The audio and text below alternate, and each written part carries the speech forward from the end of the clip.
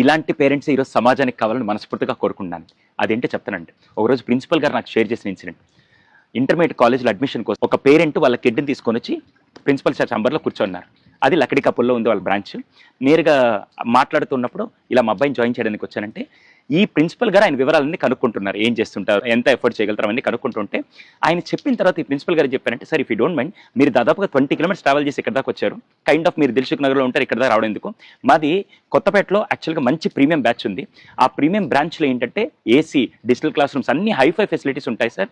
మీలాంటి premium customers కోసం అది చేసాము. దయచేసి మీరు అక్కడ జాయిన్ చేస్తే బాగుంటుందంటే ఈయనేం మాట్లాడుకుంటే ఫస్ట్ వాళ్ళ అబ్బాయిని బయటికి పంపించి ప్రిన్సిపల్ గారితో మాట్లాడుతూ, సార్ నేను బిజినెస్ చేస్తానని చెప్పాను కదా, ఒక చిన్న విషయం, మీ క్యాంపస్ ఈ గల్లీలో ఉండే చాలా బిల్డింగ్స్ మావే సార్. దీన్ని రెంట్సే మాకు 6 to 7 lakhs వస్తాయి. కానీ ఈ విషయం మా పిల్లలకు కూడా తెలియదు, ఓకేనా? నేను తలుచుకుంటే వాడికి రోజు ఆ ప్రీమియం బ్యాచ్లో జాయిన్ చేసి రోజు వాడు కార్లో దిగి కార్లో ఎక్కుతూ ఉంటే మిగతా స్టూడెంట్స్ అందరూ నడిచి వస్తుంటే వీడు మాత్రం కార్లో దిగుతుంటే వీడికి ఆ యాటిట్యూడ్ రాకూడదని 20 కిలోమీటర్ల దూరంలో ఇక్కడ జాయిన్ చేసి రేపటి నుంచి వాడు నా కారులో రాడు సార్. వాడికి బస్ పాసో లేకుంటే మెట్రో టికెట్ ఇచ్చి రోజు వాడు దిల్సుఖ్ నగర్ నుంచి లక్కడి కపుల్ దాకా రోజు పబ్లిక్ ట్రాన్స్పోర్ట్లో వచ్చి దిగి నడుచుకొని వచ్చి 2 సంవత్సరాలు ఇలా చేసుకుంటూ ఉండి ఏదన్నా కొనుక్కోవాలన్నా దానికి కావాల్సిన డబ్బులు మాత్రం ఇస్తూ చేస్తూ ఉంటే 2 సంవత్సరాల వాడికి జీవితం వాల్యూ తెలుస్తుందని నేను ఇక్కడ జాయిన్ చేశాను సార్. నేను ఎఫర్ట్ చేయలేక కాదు, డబ్బులు కట్టలేక కాదు, మా వాడికి మాత్రం డబ్బు విలువ మైండ్కి ఎక్కకూడదని నేను పేరెంటింగ్ చేస్తున్నానని చెప్పి ఆయన చెప్తే really hats off to that kind of parents.